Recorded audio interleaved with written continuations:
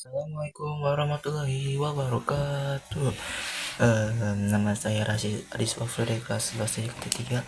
Saya di sini ingin menjelaskan topologi tentang VLAN atau juga bisa disebut ini alur-alurnya VLAN gitu di topologi. Bukan konfigurasinya, biasanya itu konfigurasi. Cuma ini mah alur-alurnya. Nah, VLAN itu apa sih? Jadi VLAN itu adalah teknologi yang digunakan untuk membagi satu jaringan fisik menjadi beberapa jaringan virtual yang terpisah.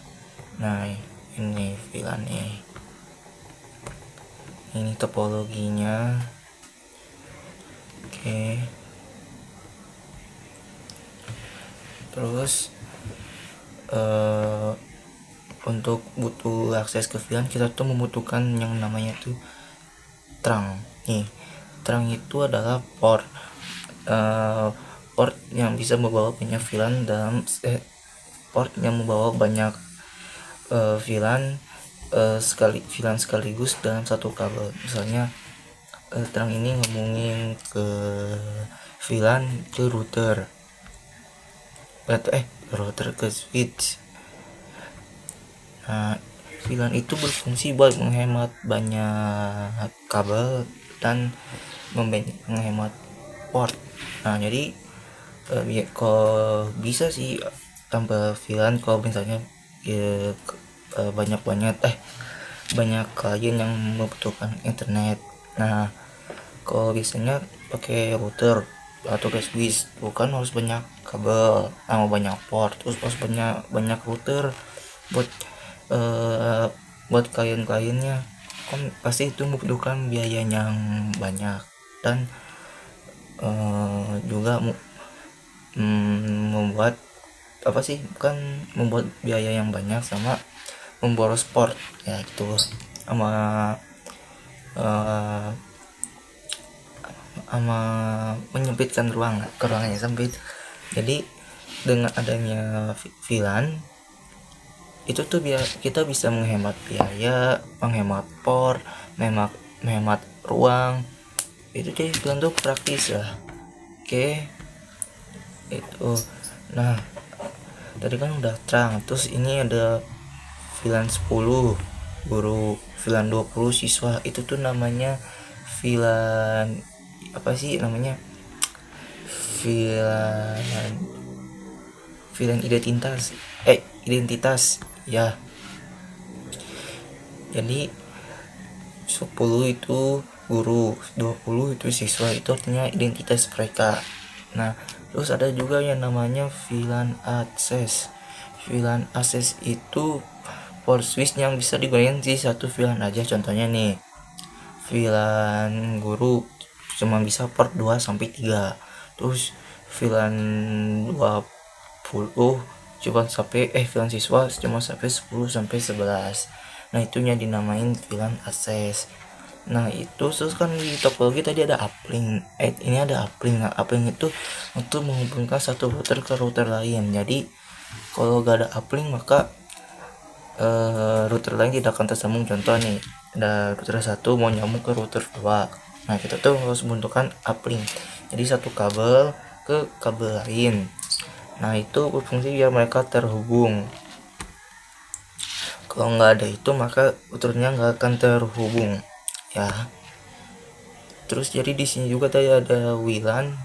Nah, WLAN itu sama kayak LAN, cuman kalau LAN itu kan harus pakai kabel.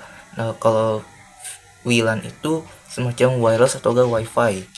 Nah, kenapa LAN sama WLAN itu ada internetnya? Itu karena ini yang namanya WAN. Nah, WAN itu adalah jaringan yang mencakup area sangat luas, bahkan sampai antar kota, negara, atau seluruh dunia. WAN ini digunakan untuk menghubungin jaringan-jaringan kecil kayak LAN atau menghubungkan jaringan kecil menjadi suatu jaringan besar. Jadi tanpa WAN ini LAN atau wireless atau wifi atau VLAN itu nggak bakal ada internetnya. Jadi WAN ini adalah yang sangat penting. Akses layanan jaringan yang sangat penting. Oke, Ayo aku jelasin uplink WLAN-nya. Terus sekarang kita jelasin layanan-layanan yang ada di layanan-layanan jaringan. Maksudnya itu pertama ada routing. Routing itu proses mengirim dan menentukan jalur terbaik untuk data agar bisa sampai ke jaringan tujuan. Nah, kan kalau VLAN itu memisahkan jaringan. Nah, kalau routing digunakan untuk menghubungkan jaringan-jaringan tersebut. Contoh nih kayak tadi nih, mau ke router 1 ke router 2 itu tuh butuh routing biar berhasil. Kalau nggak ada routing ya nggak bisa. Terus ada DHCP. Nah, DHCP ini layanannya berfungsi untuk memberikan alamat IP secara otomatis ke perangkat dalam jaringan. Yang biasanya kan kita ke belum ada DHCP itu statik namanya. Kalau DHCP itu dynamic. Nah, kalau jadi DHCP itu otomatis kalau dapat IP-nya. Biasanya kan kita harus ketik-ketik sendiri, ngitung-ngitung sendiri. Kalau pakai DHCP itu jadi praktis ya. Jadi lebih otomatis, lebih enak. Nah, kan tadi aku bilang dari statik sama dinamik kan. Kalau statik itu otomatis kita yang ngisi sendiri, kalau dinamik itu otomatis. Terus ada layanan lagi namanya NAT. NAT itu teknik untuk mengubah alamat IP yang biasanya dari IP private ke IP publik, karena kan IP publik itu terbatas. Nah, NAT ini memungkinkan banyak perangkat dalam satu jaringan menggunakan satu IP publik ke akses internet. Nah, terus ada lagi namanya firewall. Nah, firewall itu sistem keamanan jaringan yang fungsinya itu untuk ngatur dan menyaring lalu lintas datanya masuk dan keluar. Ini juga layanan yang penting agar klien memiliki akses internet ya. Terus yang terakhir ada DNS. Nah, DNS ini layanan yang berfungsi untuk mengubah nama domain menjadi alamat IP atau enggak sebaliknya. Contoh mau buka YouTube yang biasa pakai IP jadi 192.168.100.2. Nah, kalau pakai DNS cuman kayak youtube.com. Nah, jadi itulah fungsinya DNS. Oke. Ya, segitu saja penjelasan saya. Mohon maaf jika ada salah kata. Wassalamualaikum warahmatullahi wabarakatuh. Dadah.